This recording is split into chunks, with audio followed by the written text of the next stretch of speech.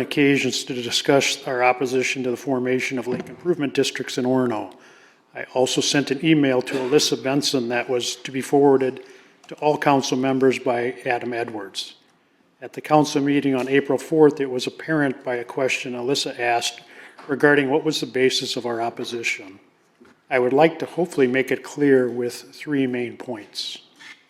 We are opposed to the formation of, and I call it an association.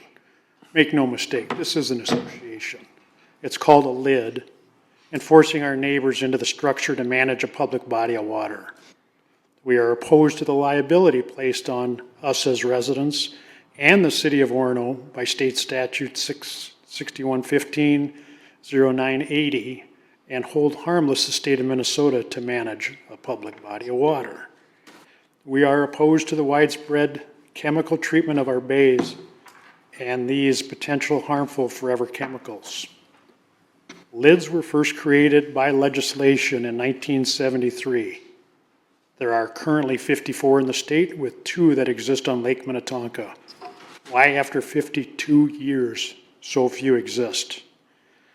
Lake Minnetonka Association, later referred to as LMA, is spearheading the creation of multiple new LIDs on Lake Minnetonka. Forest Lake, Crystal Bay, Stubbs Bay, Harrison's Bay. These are only the ones I'm aware of. North Arm expressed interest in forming a LID at the April 4th meeting. Eric Evanson, the executive director of LMA, presented at the April 4th meeting. Eric was previously the executive director of the Minnehaha Watershed District. This organization promotes a more holistic approach of water management. He is now all in with the chemical treatment. This is shocking to me, given his past history. Eric Evanson accidentally sent me an email regarding chemical treatment around Brackett's Point. This is being done in one of the bays with the best water quality on Lake Minnetonka. He was afforded a separate private meeting with the mayor, city manager, and staff. When I asked Adam Edwards if I could have the same access to the mayor, I was told no, I could only submit a letter. LMA Board of Directors consists of 9 members. One is Lee Herron. He is a resident of Stubbs Bay that is promoting the creation of a LID in that bay.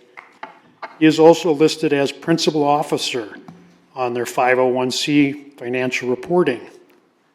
Another board member is Amanda Walsh, wife of the former mayor Denny Walsh, who helped create the first LID in Orono in 2017.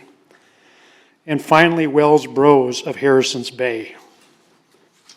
The following is the organization's filed purpose, or let's call it their mission statement: to promote preservation and reasonable use of Lake Minnetonka by being an information source and advocate for the public and lakeshore owners and businesses, and to administrate, monitor, and pay for aquatic invasive species control programs. We all get, as property owners, a quarterly newsletter, and their mission statement is on the front page. Conveniently, that monitor and pay for portion has been dropped from that mission statement. LMA promotes and contracts with only 2 service providers: Freshwater Scientific Service for weed survey and PLM for actual treatment. With the new LIDs, is this intended to guarantee an annual income source for their service providers? They also contend that treatment improves native plant population and diversity. Orono has all the data from Carmen's Bay dating back to 2018. Weed surveys, financial reports, annual meetings, etc. I've gone over the weed surveys and find the information misleading. The spring report never shows the native plant numbers, but only shows results after treatment has occurred. Year over year, several of the native plants have decreased in population. How many actually existed prior to the treatment that were affected by the chemicals? Coontail, a native plant, has decreased dramatically over the years. Stubbs Bay said they had nothing more for data than what was posted on their website. How have they gained DNR approval to treat in years past without weed surveys? Each time I have researched via Hennepin County tax map, the organizers of a lid in any particular bay all have marginal lakefront property. They purchase property in historically high weed and silt basin shoreline.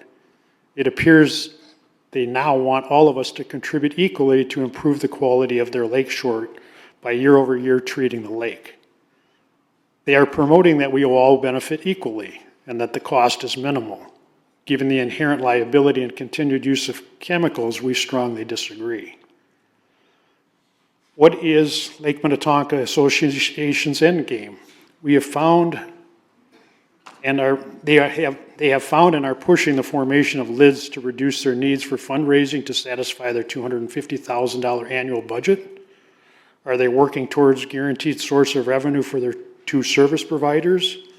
I have heard repeatedly about fundraising fatigue from Stubbs Bay, Harrison's Bay, and North Arm. Is this now the case for LMA? Orono City Council, please pull back the curtains on the truth behind Lake Minnetonka Association and stop the formation of lids in our city. Please.